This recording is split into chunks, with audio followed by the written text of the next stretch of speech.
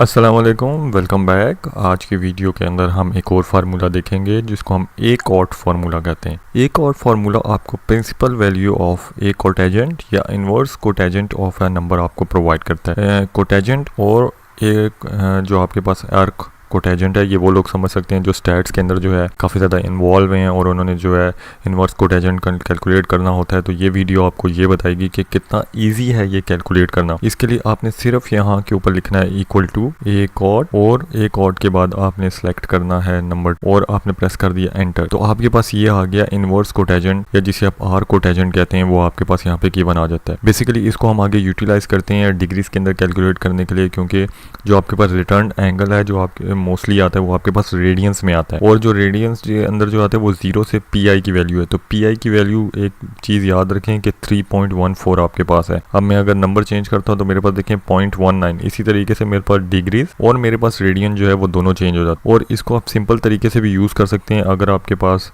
Value already है, आपने ए cot लिखा और आपने उसके बाद कोई भी नंबर लिख लिया जैसे 6 और इसको एंटर किया तो देखें आपके पास ये आ गया। तो मैंने सिर्फ इधर डिग्रीज का फॉर्मूला एक थोड़ा सा लगाया हुआ है जो आपको डायरेक्टली डिग्रीज दे देता है। तो आपने सिर्फ ऊपर वाली वैल्यू को सिलेक्ट किया तो डिग्रीज भी ऑटोमेटिकली कैलकुलेट हो जाती हैं। तो आप डिग्री के फार्मूले को ए कॉट के फार्मूले के साथ यूज़ कर सकते हैं। डिग्री का फार्मूला अगर आपने सेपरेटली समझना है तो उसकी मेरी वीडियो ऑलरेडी गिवन है, आप जाके देख सकते हैं। तो ये एक बहुत आसान सा फार्मूला था, लेकिन देखें कि एक्सेल ने आपको इन्वर्स कोटेजेंट भी कैलकुलेट करने का फार्मूला दिया हुआ है। अगर आपने किसी और तरीके से पूरा स्टेप बाय स्टेप करके करना हो तो आपको कितने इसमें डिफ़िकल्टी हो, लेकिन जो है एक्सेल वो आपको इजीली प्रोवाइड कर देता है, जो आपकी चीज़ें कैलकुलेटर में भी नहीं होती। तो एक्सेल को लाइक करें, मेरे चैनल को भी लाइक करें, सब्सक्राइब करें, शेयर करें दूसरों के साथ। शुक्रिया।